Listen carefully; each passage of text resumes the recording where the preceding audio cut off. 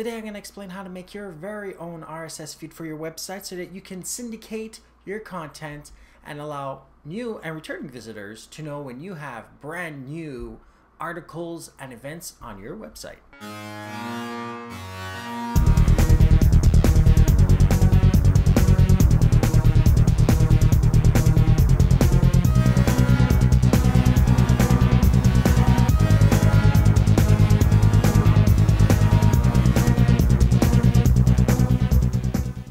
This is TQA Weekly. I'm your host, Steve Smith, aka Z-Axis, and you can always email me at ask@tqaweekly.com. Send me any of your questions, comments, suggestions, and or stories, and I'll actually get them onto this show, respond to them, and even explain how various things work or how they're done. So today's topic has to do with really simple syndication. You know, RSS feeds. I talked about the origins, but today we are going to look at how to make your own for your own website. And before we go into that, I'll explain once again what they're for. They allow for the syndication of your content onto different platforms and or websites, whether it be mobile devices, tablets, laptops, televisions, and even other like picture frames and computers or anywhere. And various types of things use it, like news feeds, media feeds, podcast feeds, bunch of other technologies. And it allows for more eyes to see your content into more websites and devices so that more people interested in your content know you exist, and then they end up on your website where you have the possibility of getting more people talking about your content. Maybe one day you become popular, maybe even rich. But in order to do it, you need to learn various simple tasks like the creation of an RSS feed, which is a bonus since it's actually easier to do than a website, so you don't have any of that designing to do for it. All you have to do is write it out as a feed, link it to the actual primary page and all the specific item pages. So let's get on with this. Open a file. And of course, for those that are listening and probably in their car or somewhere, and you can't be opening a file right now, tqaweekly.com/SE2 EP49 will bring you to the show notes where I have all the code that you can copy and paste later on. And even if you're watching it and don't feel like opening a file right now, just save that page and you can go back to it to make your own feed. So let's open up a tag. For website programmers, we already know what a tag is, but for those who don't, it's anything that starts with a lesser than bracket and finishes with a greater than bracket. So you open up RSS space attribute version equals within quotes 2.0. Then you proceed to the channel information, which will of course all see this on the screen. Open up channel, open up title, put the title of the whole feed, close title. Open up description, put the description of the whole feed. So if it's about the articles, write about the general idea of the articles, then close the description.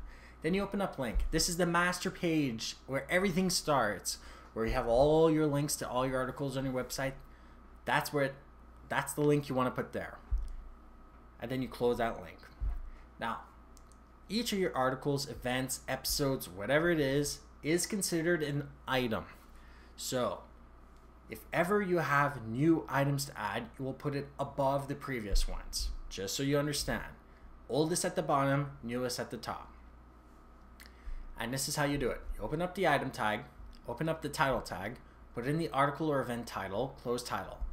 Open up link, link to that actual specific item on your web page, close link. Then you open up description. And if you're watching right now on the video, you'll see something called C data. Well, it is lesser than bracket, exclamation point, open square bracket, C data, open square bracket. Why would you want to start like that? Well, let's say you're running this from a database and it includes the HTML of your actual paragraphs. Well, if you were to put that without the C data information actually before, you would break the feed. You probably spent hours trying to figure out why the feed doesn't work. Well, with that C data in there before, you can put in the paragraphs and not worry about it. Just remember that you close C data by doing 2 square brackets and then a greater than bracket and then closing description.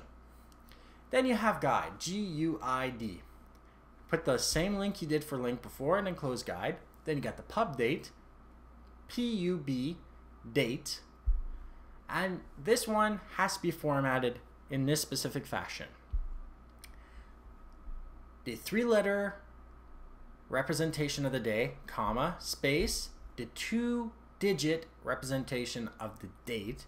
So if we were to second like we are today, it would be 02, space, the 3-letter representation of the month, space, the year, our case 2012, space, hour, colon, minutes, colon, seconds. You can always leave this at 00 if you want, space, and in my case I have a -0500. That is the time zone. So you will use the numerical representation of your time zone. And then you'll close pub date, then you close item. That is one specific item, so that's equal to one article or event or episode or anything you have on your website. You will make as many as you need for each item. Just make sure you don't put too many so it takes forever to load the file. The normal length of an RSS feed is anywhere from 10 to 15. Some podcasts will go a lot more than that, but that is basically what it is. 10 to 15 articles is about the norm inside a feed. So you may also opt for the description that doesn't have the C data, basically just like the channel information. Description, the text, no HTML, close description, just remember that. You have the option between the two. And once you're done, close channel, close RSS, and then save as an RSS file. And that's it. When you install this or upload it to your website, just make sure you link to it by using words like subscribe to our RSS feed, news feed, article feed, events feed, whatever you want to call it. Just make sure that you actually indicate that this is in fact a feed. You can use the word RSS within this to indicate that. So here is the finished code for the RSS feed that we just made right now on the screen. And while you're looking at it, how about I talk about next week's topic, which is how to turn off plugins within your browser. So I'll be talking about Chrome, Firefox, Safari, Opera, and yes, of course, Internet Explorer. It's still got a lot of people using it. And if you are, please convert now. And here's why I'm going to be explaining to you how to turn off plugins. So recently we got a brand new version of Java. So if you're the type that actually updates like I would normally, you'd have the latest version of Java. Well, version 7, and none of the preceding ones, but version 7 will allow anybody who can exploit it to gain control of your whole computer. So what I'm going to do is I'm going to teach you how to turn off plugins in your browser. That way you'll never be caught with your pants down by a hacker of malicious intent trying to gain control of your computer. So that is what I'm going to be doing for you as a favor for my 100th episode of TQA Weekly.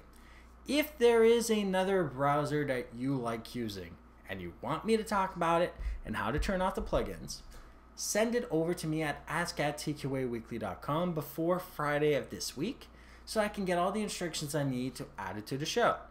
Remember to like this episode if you are interested in today's topic, share if you think someone else could benefit from this topic, and subscribe if you wish to learn more. For the show notes of this episode and others, and for more information on other ways to subscribe to our show, to subscribe to our weekly newsletter, and how to participate by submitting your own questions, comments, suggestions, and/or stories, head over to tqaweekly.com. Stay safe and online, and have a great day. And P.S. If you have Java version 6 on your computer, do not update to the next version. Just skip it.